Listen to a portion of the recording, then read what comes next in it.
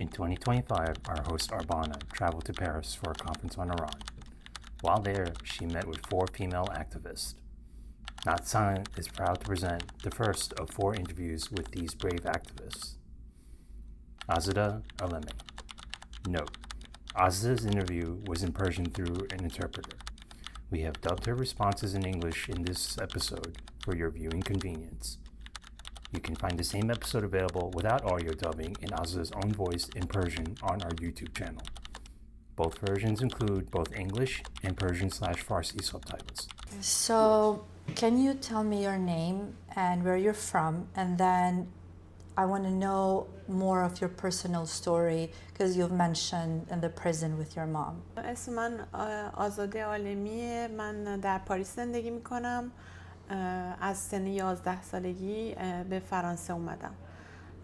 اما وقتی که کودک خیلی کوچیکی بودم همراه با مادرم مجبور شدم که مدتی در زندان باشم به دلیلی که مادر من زندانی سیاسی بود، فعال سیاسی بود و به دلیل مقاومت و مبارزه علیه رژیم خمینی دستگیر شد و به چندین سال زندان محکوم شد. اون چیزی که از دوران کودکی یادمه، چون من ماهای مختلفی تو سنین مختلفی به زندان رفتم.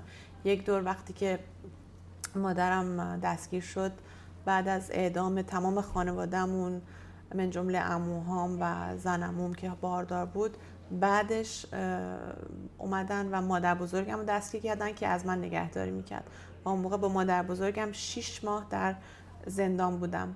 اونجا اون چیزی که برام ازش خاطره دارم این بود که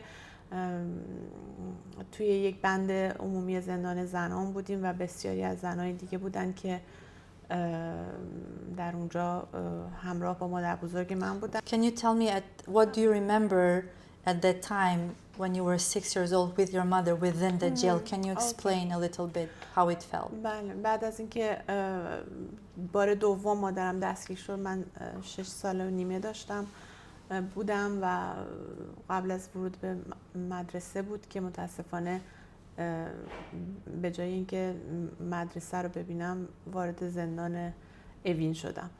اونجا با مادرم از همون ساعتهای اول شاهد بازجویی مادرم بودم، بازجویی مقابل من که با ازش سوال و جواب میکردن. حتی یکی از بازجوهاش با اون چیزی که یادمه با خودکار روی سرش میزد و میگفتش که هنوز 2 ماه نشده و تو بازم جوهر آزادی زندانت خوش نشده و تو با اینجا برگشتی. وقتی که بعد از بازجویی با مادرم رفتیم، شب اول ما رو بردن به سلول انفرادی. یک سلولی بودش که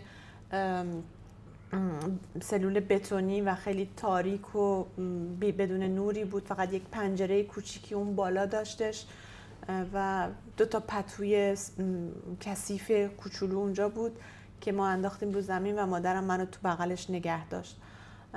اون چیزی که بسیار برای من سخت بود این بود که هر شب وقتی که هوا تاریک میشد، دیگه هیچ نوری نبود، شکنجهگرها ثبت میکردن و اون موقع میومدن سراغ مادرم، اونو برای بازجویی و شکنجه هر شب میبردن و منو از بغل مادرم بیرون میکشیدن و من اونجا تنها تو اون سلول انفرادی به مدت 2 ماه اونجا بودم.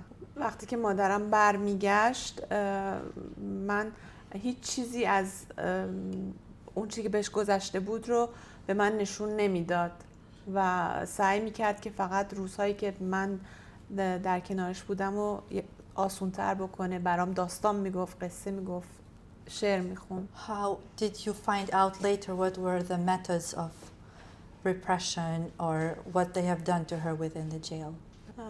بعدها وقتی که مادرم از زندان آزاد شد، من بزرگتر بودم، هیچ وقت هیچی نمیگفت، اما بسیار مریض بود، مشکلات بسیار مختلفی داشت که ازش رنج میبرد.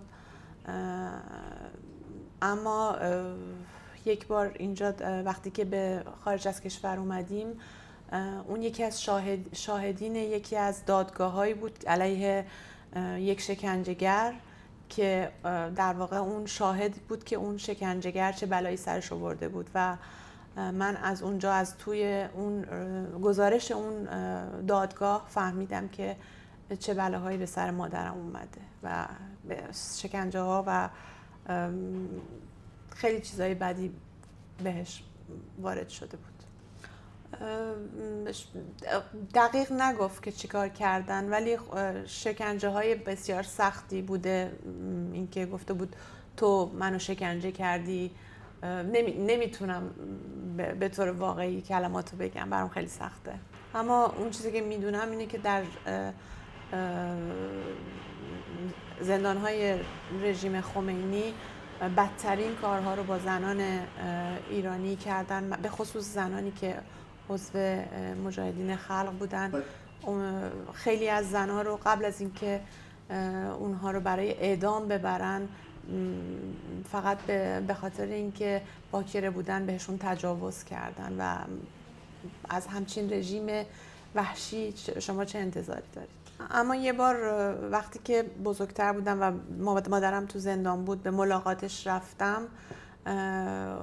اونو با چشمای خودم دیدم که به ملاقات حضوری که رفتم مامانم چادر سرشون بود تو زندان.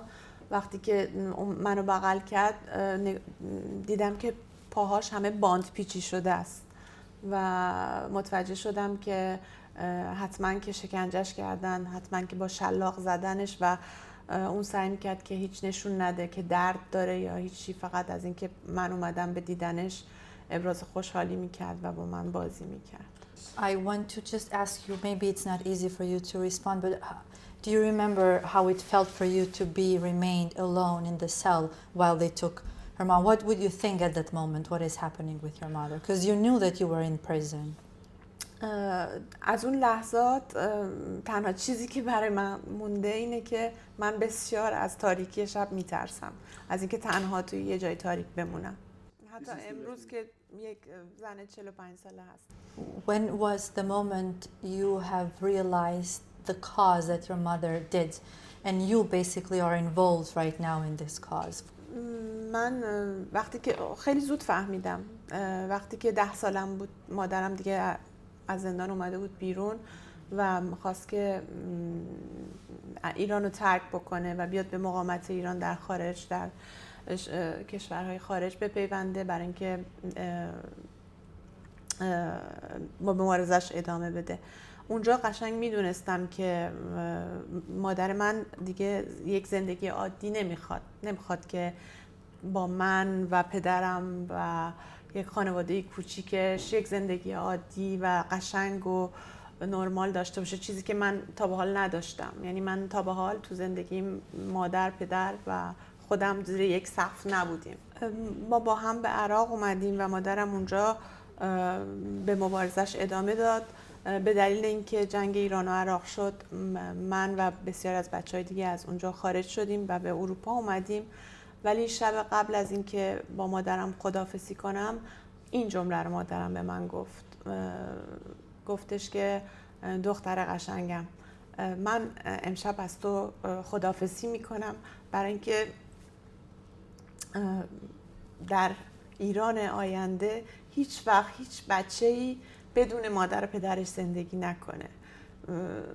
این راهیه که من انتخاب کردم و بهاش هم همینه که من با تو نباشیم یک جا، ولی بدون که من تو رو خیلی دوستت دارم و زندگی من برای همه بچه های ایران هستش. یعنی من میخوام که همه بچه های ایران یه روزی خوشبخت باشن و همه چیز داشته باشن و آزادی داشته باشن. And when did you reunite with your mother and your family? با خانوادم جمع نشدم، اما مادر من جزو 1000 زن مجاهدی هستش که در اشرف 3 هستن و من چندین بار رفتم به اونجا و اونو دیدم، یا اینکه اون بعضی وقتا به اینجا میاد و من میبینمش. اما مادر من همچنان به مبارزش ادامه میده و من همیشه آرزوم این بود که وقتی که به فرانسه اومدم که بزرگ بشم تا بتونم من هم در همون راهی که مادرم انتخاب کرده بود قدم بذارم و بتونم انتخاب بکنم که همه چیزم رو وقف آزادی مردم ایران بکنم. اما میخوام بهتون بگم که این انتخاب بسیار سختیه و هر کسی این انتخاب رو نمیتونه بکنه و این شد که من در کنار زنان و مردان این مقاومت و این سازمان انتخاب کردم که در اونچه که در توانم هست در راه آزادی مردم ایران انجام بدم و از هیچی دریغ نذارم و تمام تلاشم برای همین میکنم که به این مقاومت، به رئیس جمهور برگزیده این مقاومت خانم رجوی و هر کاری که ایشون برای آزادی مردم ایران داره میکنه من هم بتونم کمک کارشون باشم. I have two last questions. One is that obviously the women are those that are in front line fighting for freedom and the courage starting from other generations. So it didn't start in the last 2 years, but as your mother's story and before her. So what is your message for the younger generation? And secondly, do you think that international community is doing enough for your cause? پیام من به نسل جوان زنان ایران، به خصوص زنان ایران، اینه که باید بدونن که این مبارزه بیش از 45 ساله که شروع شده، فقط مال امروز نیست و بسیاری زنان شجاع قدم گذاشتن تو این راه قبل از اینکه حتی اونا به دنیا بیان برای آزادی وطنشون، برای اینکه مینیموم های یک کشور دموکراتیک رو داشته باشن، قبل از هر چیز بتونن حرفشون رو بزنن، بعد بتونن اون انتخاب پوشششون رو بکنن. منظور این که بسیار تلاش ها شده و تا مبارزات این زنان و کسایی که بها پرداختن، زندانی شدن و کشته شدن انقدر زیادن که شاید بعضی از نسل جوان حتی نشنیده باشن یا خبر نداشته باشن به دلیل اون سرکوبی که تو ایران هست، به دلیل اینکه اجازه نمیدن که تو ایران مردم ایران واقعیت ها رو بشناسن. در نتیجه من از نسل جوان میخوام که برن و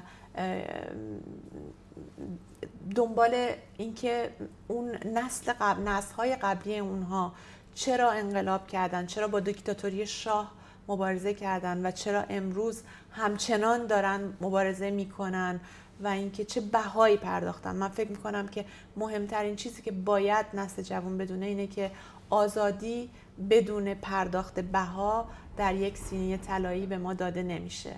واقعا باید برای کسب آزادی باید تلاش کرد، باید از خیلی از چیزای قشنگ زندگی گذشت، باید حتی میتونم بگم از جونش آدم بگذره.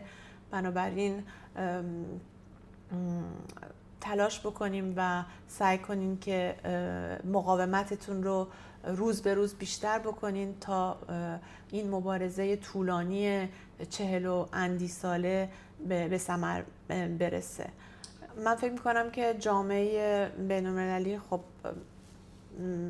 معلومه که به اندازه کافی صدای زنان ایرانی نیست، صدای مردم ایران نیست. فکر میکنم که اون چیزی که اهمیت داره اینه که جامعه بین‌المللی بیاد و از اون تشکلی که سازمان یافته است و به طور واقعی میتونه راه حل باشه برای مردم ایران حمایت‌های بیشتری بکنه. منظورم از شورای ملی مقاومت ایران به رهبری خانم مریم رجوی هست. واقعا اگر که میخوایم اتفاقی در ایران بیفته باید از 10 ماده خانم مریم رجوی برای ایران آینده حمایت کنیم و همچنین از کلیت این مقاومت، به خاطر اینکه نیروهایی در داخل ایران داره که روزمره شبانه روزی دارن با جون خودشون، با فداکاری، با شجاعت قیمت میدن و تلاش میکنن. منظورم کانونهای شورشی هستش که داخل ایران دارن فعالیت میکنن و تا وقتی که مقاومت اونها به رسمیت شناخته نشه، تا وقتی که جامعه بین‌المللی نیاد پشت کانونهای شورشی مقاومت و کلیت مقاومت ایران و شورای ملی مقاومت، من فکر میکنم که تغییر خاصی ایجاد نمیشه و خیلی مهمه که حمایت بکنیم از اونها. Do you have anything else to add? نه، چیز بیشتری نمیتونم اضافه کنم. فقط اینو میتونم بگم که من یکی از لحظاتی که توی زندگیم از همه بیشتر به مادرم و به بقیه زنایی که توی این مقاومت بودن باعث شد که بهشون افتخار بکنم، روزی بود که برای اولین بار پسر اولم رو در بغلم گرفتم و به دنیا آمد. من میتونم به شما بگم که تو اون لحظه اگر که شاید مثلا گهگاهی توی دلم یک چیزی بود و میگفتم ای کاش که من مادرم مثلا پیشم بود، چرا من مادرم ندارم، چرا مادرم راه مبارزه رو انتخاب کرده، تو اون لحظه بالاترین افتخارم مادرم بود، چون فهمیدم که چه فداکاری بزرگی کردن زنایی مثل اون که عزیزترین چیزی که تو زندگی دارن یعنی جگرگوشه‌شون رو گذاشتن و برای مردم ایران مبارزه‌شون رو ادامه دادن. Thank you so much. I really appreciate your time and sharing your story with us. من از شما ممنونم به خاطر این تلاشتون که بخواین دلتون میخواد بشنوید از زنان ایرانی و اون چی که به اونها گذشته. خیلی ممنونم. Thank you. Thank you so much. مرسی.